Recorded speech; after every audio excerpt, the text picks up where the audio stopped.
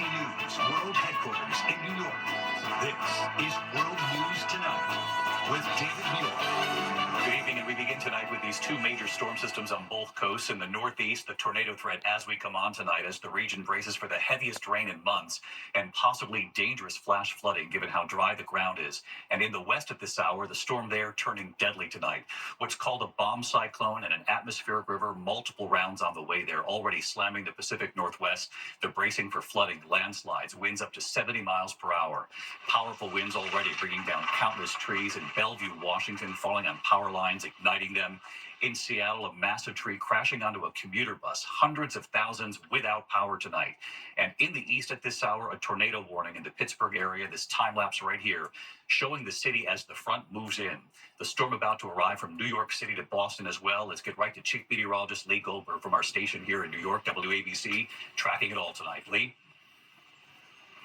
David, we are rain gear ready for a change in the northeast. The rain is approaching the D.C. area, and we're going to get heavy rain getting into New York City after midnight. It means a rough morning commute, very heavy rain, gusty winds, gets to Boston by late morning. Now, this storm isn't taking the traditional route offshore. It loops inland, wraps in cold air. We've got snow in the Catskills and Poconos. The mountains of West Virginia could see up to 1.5 feet of snowfall. 1 to 3 inches along the coast. We need 3 months of rain to break the drought out west. It's a powerhouse storm roping in an atmospheric river into the west. It's a rare high-risk flooding in Northern California from Eureka to Fort Bragg. It can mean rock slides and also wind gusts of 70 miles an hour along with high surf.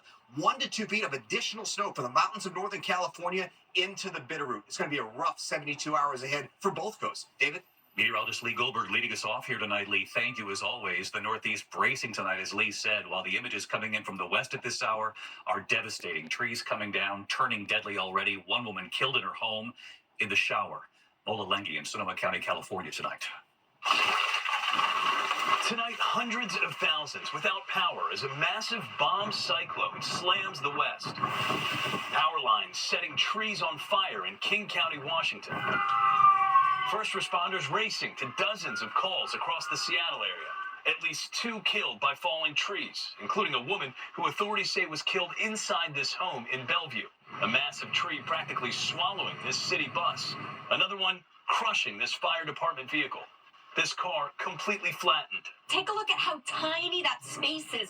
We're told that the person who was inside of this car miraculously survived. It's truly a stroke of luck. In the Northern California mountains, howling winds and more than a foot of snow stranding drivers. Authorities shutting down a stretch of Interstate 5 south of the Oregon border because it's just too treacherous. And flooding rains at lower elevations. Some areas could get up to 1.5 feet by Friday. Well, David, we're expecting this rain to continue for at least another 24 hours here in Northern California before a very slight let up, and then it'll pick back up again and continue to pound the region through the weekend, David. Just an extraordinary scene behind you, Mola. Thank you. Back here in the U.S. now into a case that shocked the nation 30 years ago. Susan Smith convicted of drowning her 2 small sons. 3 decades later, she's asking for parole, and what the parole board decided today. Here's Victor Akendo.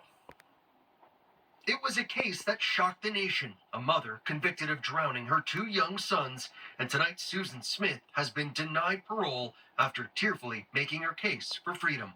I know that what I did was horrible.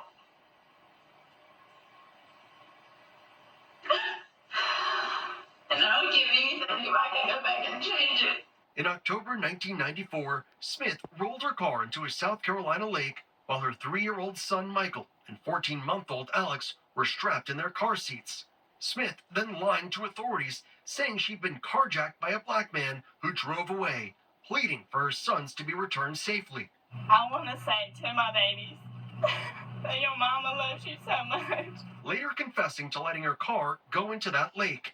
Today, her ex-husband and father of the 2 boys asking the board to keep her behind bars. She made free choice that night to end her life. This wasn't a tragic mistake. David, that parole board decided unanimously to keep Smith behind bars. She's now eligible for parole every 2 years because she has already served 30 years in prison. David, it's unbelievable. That was 30 years ago. Victor Akendo. Thank you, Victor. When we come back tonight, Apple is warning iPhone and iPad owners about a new security threat. The company issuing an emergency update tonight, correcting two issues that could be exploited by hackers. Owners should go to their settings and update their software, installing iOS 18.1.1 on their devices.